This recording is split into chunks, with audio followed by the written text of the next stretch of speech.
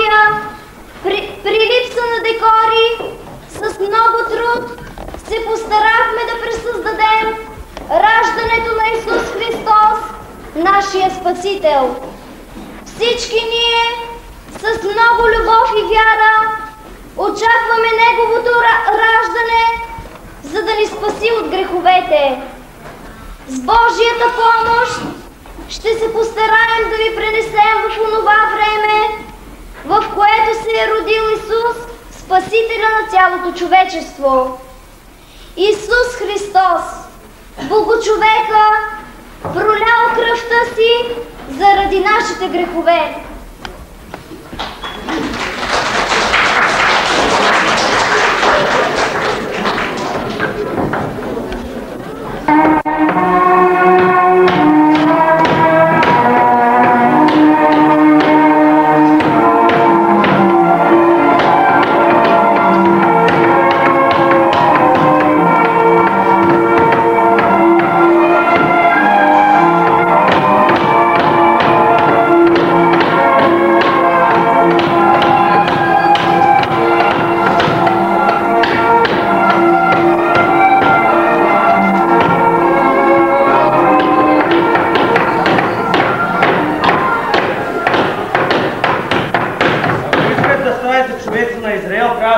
Да работите.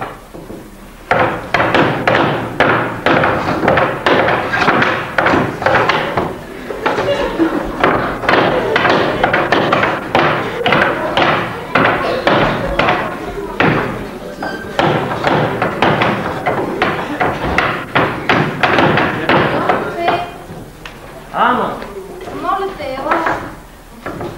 Деца, продължавайте и знайте, че дървото е също дар от Бога.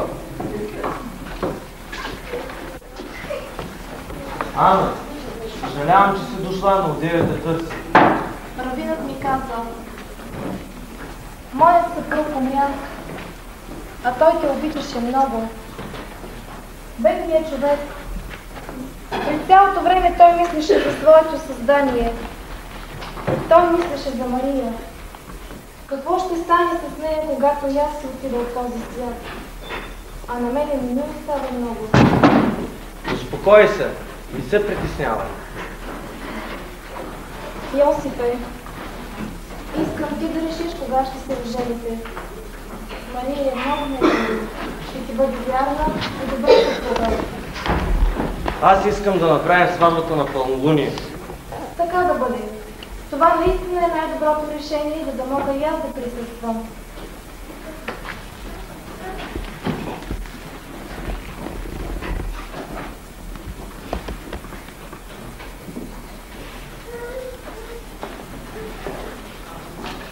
Мамо, Мария,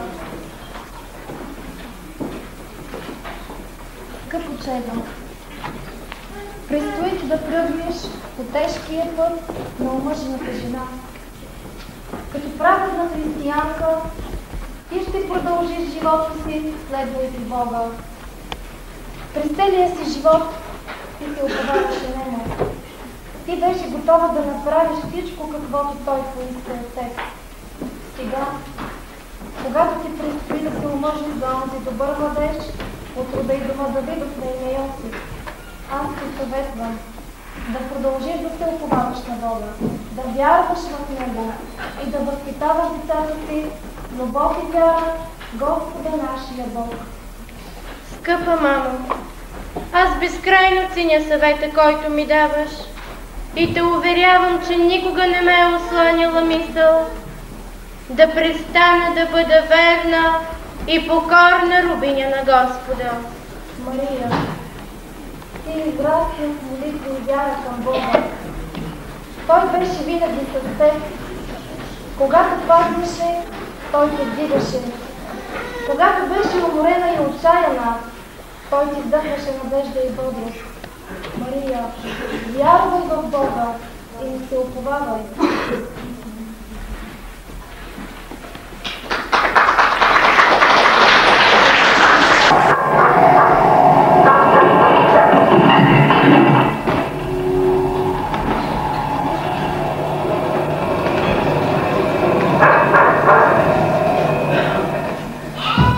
Кой си ти?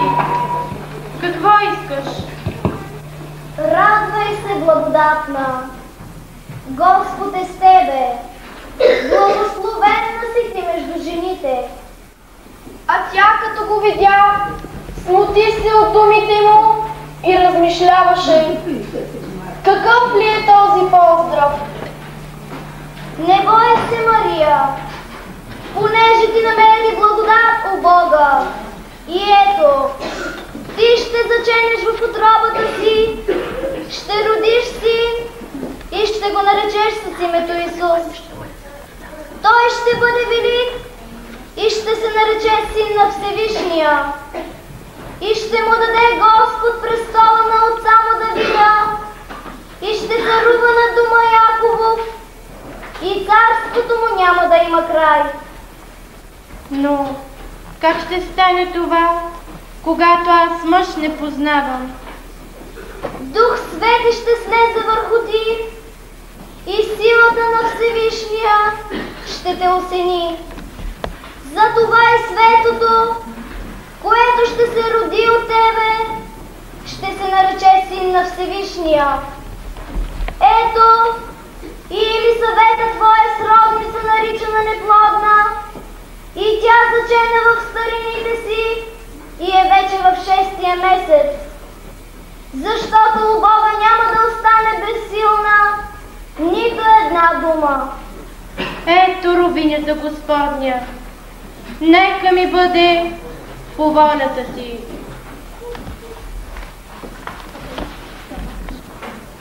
Мария, го говореше. Извести от Елисавета. Тя ще има син. Заченала е от Божията милост. Но Елисавета е много възрастна. Тя не може да има дете. Трябва да ми вярваш, че детето ще се роди. Аз трябва да посетя Елисавета. Трябва да ми вярваш.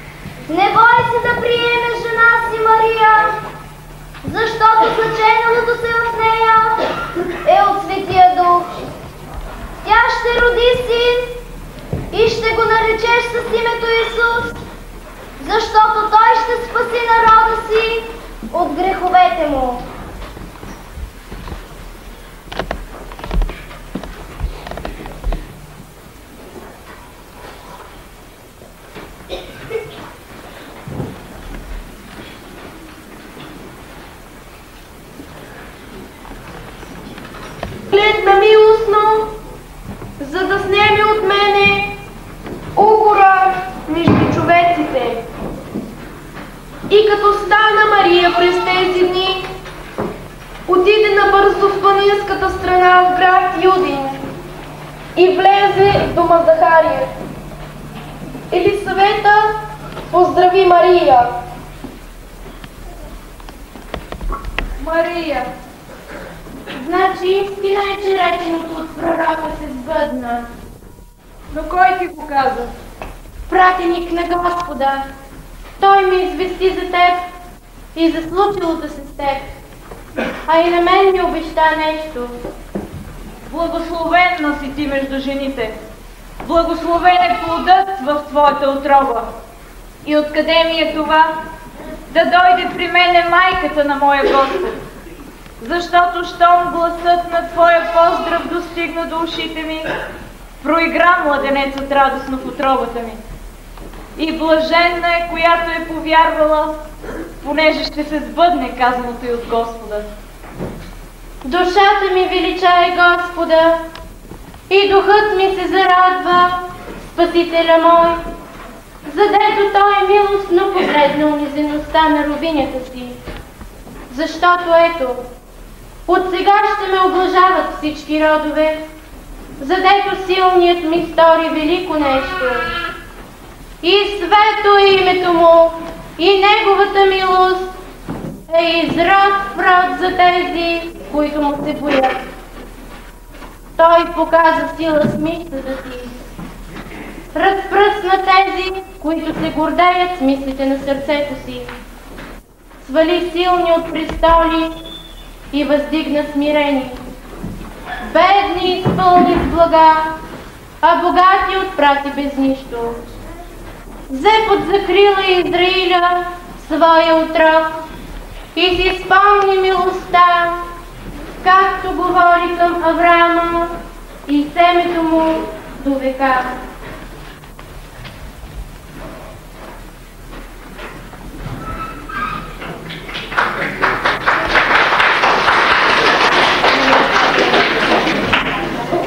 И остана Мария с нея около 3 месеца и се върна от дома си.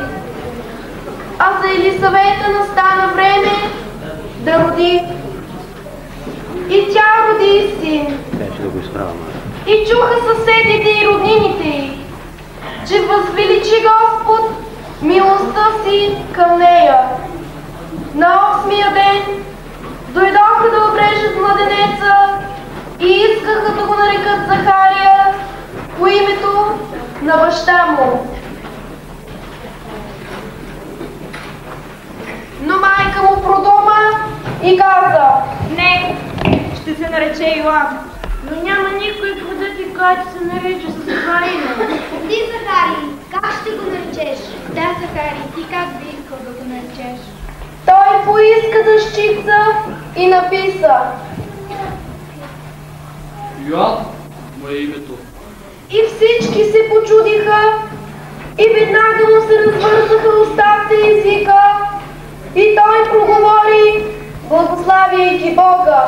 Благословен е Господ Бог Израилев, задето посети и извърши избавление на своя народ и издигна за нас дома на своя отрок Давида, род на спасение от враговете ни и от ръцете на всички, които ни мразят, за да прояви своята милост над отците ни и да си спомня светия си завет, клетвата, с която той се кле пред Авраама, нашия отец, за да ни даде, след като ни избави от ръцете на враговете ни, безстрашието да му служи всячески правда през всички дни на живота си. И ти, младенецо, ще се наречеш пророк на Всевишния, понеже ще вървиш пред лицето на Господа, за да приготвиш неговите пътища и да дадеш на народа му да познае спасението, чрез прощаване на греховете му и поради великото милосърдие, с което не посети изток, свише, да просвети тези, които са в тъмнина и сянка смъртна. И да насочи надете ни пътя на мира.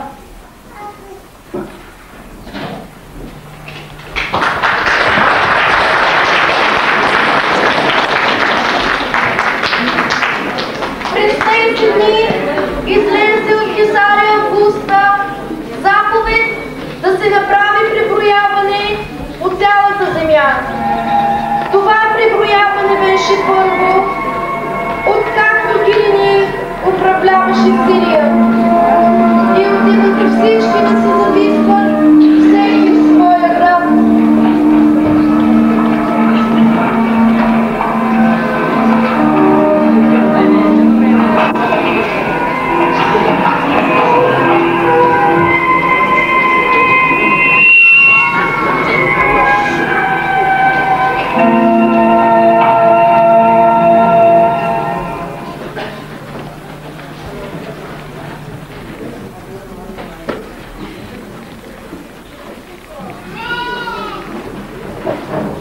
Ана, започва преброяването. Аз трябва да замина във Витлием и Мария трябва да дойде с мен. Но кой ще помага на Мария там? Аз ще се грижа там, с Божията воля и ще живее. Бог да разпази.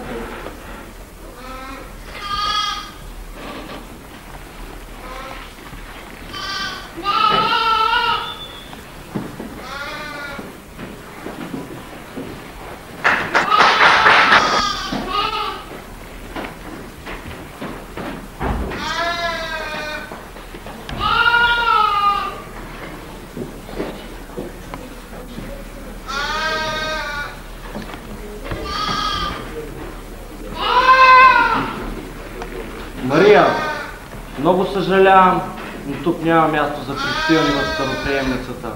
Ела да потърсим на друго място.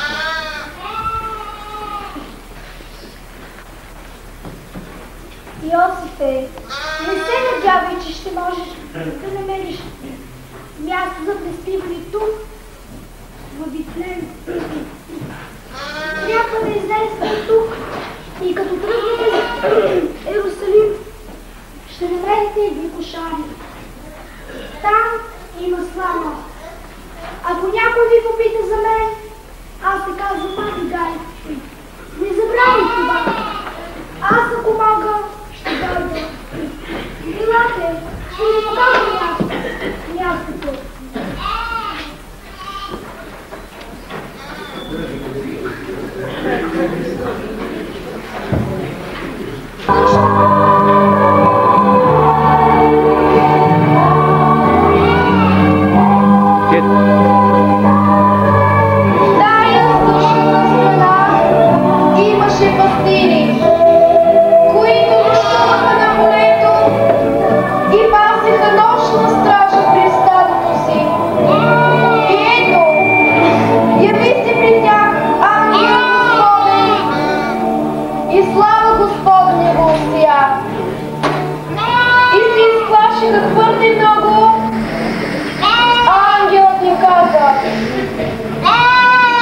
Не бойте се! Ето, благовестя ви радост, която ще бъде за всички човеци. Днес в града Давидов ви се роди Спасител, който е Христос. Вие ще намерите повит младенец, лежащ в ясли. И внезапно се яви с ангела цялото воинство небесно, което хвалеше Бога и казваше: Слава ви сините на Бога и на земята мир между човеците благоволение. Да идем до Витлеем и да видим случилото там, за което ни възвести Господ.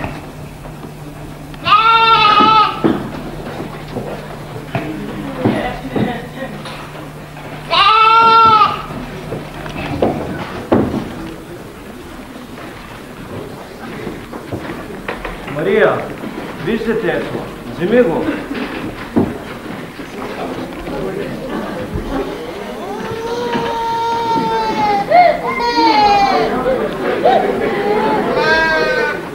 Ах, какво хубаво детенце! Вземи детето и го сложи в сламата. Там ще му бъде по-топло. Аз ще се погрижа за тебе, бедна душице. Но какво правите тук? Вън! Вън! И виждате ли, че детето е новородено? Това не е място за вас. Някой не изпрати да го търсим. Днес ангел и ни възвести, че в града се е родил син Спасител. И дойдохме да му се поклоним.